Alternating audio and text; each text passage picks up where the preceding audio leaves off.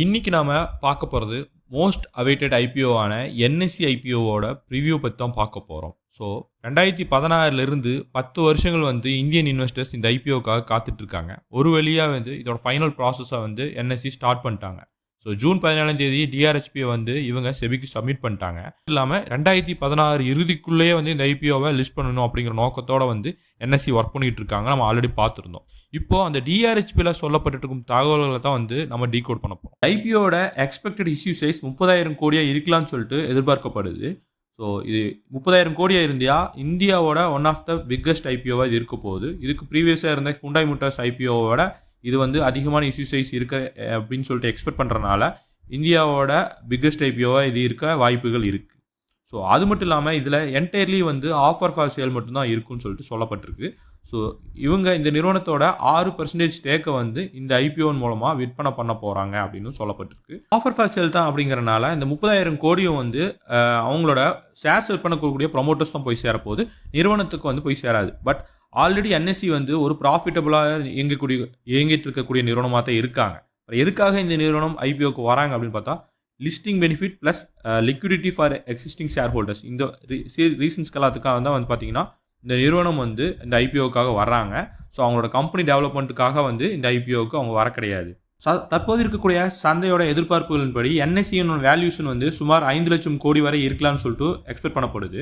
So இது மட்டும் இல்லாமல் மேலும் என்எஸ்சி ஒரு ஸ்டாக் எக்ஸ்சேஞ்ச் என்பதனால இவங்களோட ஷேர்ஸை பிஎஸ்சியில் மட்டும்தான் லிஸ்ட் பண்ண முடியும் அப்படிங்கிறத அவங்க டிஆர்ஹெச்பியில் மென்ஷன் பண்ணியிருக்காங்க.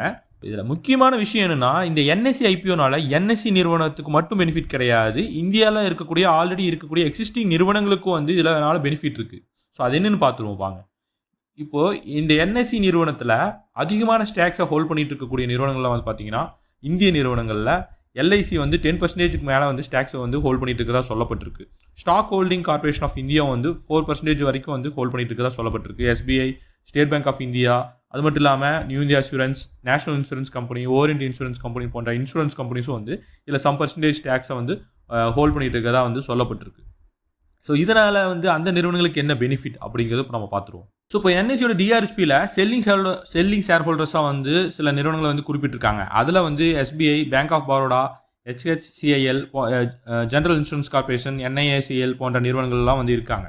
ஸோ இங்கே நம்ம பார்க்க வேண்டிய விஷயம்னா எல்ஐசியோட பெயர் இங்கே மென்ஷன் ஆகவே கிடையாது. ஸோ அப்போ இதுலேருந்து என்ன தெரிஞ்சுக்க முடியுதுன்னா எல்ஐசி அவங்களோட பங்குகளை இங்கே விற்பனை பண்ண போகிறது இல்லை. அந்த 10% ஷேர்ஸை அப்படியே ஹோல்ட் பண்ணிட்டு தான் இருக்க போகிறாங்கன்னு சொல்லி தெரிஞ்சுக்க முடியுது. So SBI some percentage of ஷேர்ஸை இதன் மூலமாக விற்பனை பண்ணுறாங்க அப்படின்னு தெரிஞ்சுக்க முடியுது. இப்போ இதனால் இந்த நிறுவனங்களுக்கெல்லாம் என்ன பெனிஃபிட் அப்படிங்கிறது பார்த்துருவோம். ஸோ என்எஸ்சி மார்க்கெட்டில் லிஸ்ட் ஆகும்போது என்எஸ்சிக்கு ஒரு மார்க்கெட் ப்ரைஸ் கிடைக்கும்.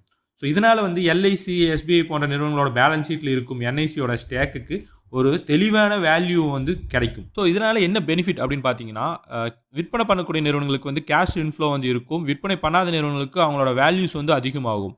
ஸோ இதன் காரணமாக நல்ல வேல்யூஷன்ஸில் லிஸ்ட் ஆச்சுன்னா எல்ஐசி நிறுவனங்களோட மேலே இன்வெஸ்டர்ஸோட எதிர்பார்ப்புகள் அதிகமாக இருக்கும். ஸோ அந்த ஷேர்ஸ் உயர்க்கான வாய்ப்புகளும் இருக்கலாம்.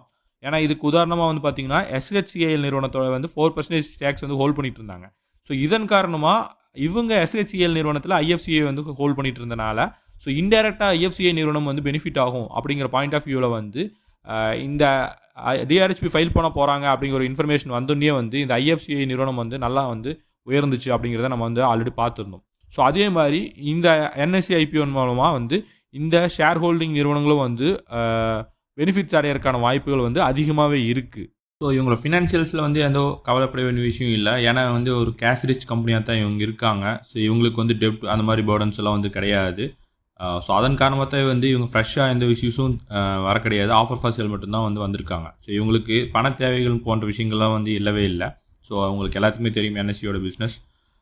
ஸோ ஃபினான்ஷியல்ஸ் வைஸில் நீங்கள் கவலைப்பட தேவையில்லை. இந்த ஐபிஓவில் ரீட்டைல் கோட்டாக்கு ஒரு 35% ஒதுக்கலாம்னு சொல்லிட்டு எக்ஸ்பெக்ட் பண்ணப்படுது. அப்படி இருந்தால் அலாட்மெண்ட் இஷ்யூ சைஸ் பெருசாக இருக்கனால அலாட்மெண்ட் சான்சஸ் அதிகமாக இருக்கான வாய்ப்புகள் இருக்குது. பட் இந்த ஐபிஓ மேலே மோஸ்ட் ஆஃப் தி இன்வெஸ்டர்ஸ் கண்ணு இருக்கிறனால ரீட்டைல் இன்வெஸ்டர்ஸ் நிறையா இந்த ஐபிஓக்கு அப்ளை பண்ணுறதுக்கான வாய்ப்புகளும் இருக்குது. ஸோ ப்ரைஸிங், வேல்யூஷன்ஸ் போன்ற விஷயங்கள்லாம் இவங்க ஆர்ஹெச்பியை ஃபைல் பண்ணால் தான் தெரிய வரும். ஸோ இது நம்ம டிஆர்ஹெச்பியில் டீகோட் பண்ண விஷயங்கள் மட்டும்தான்.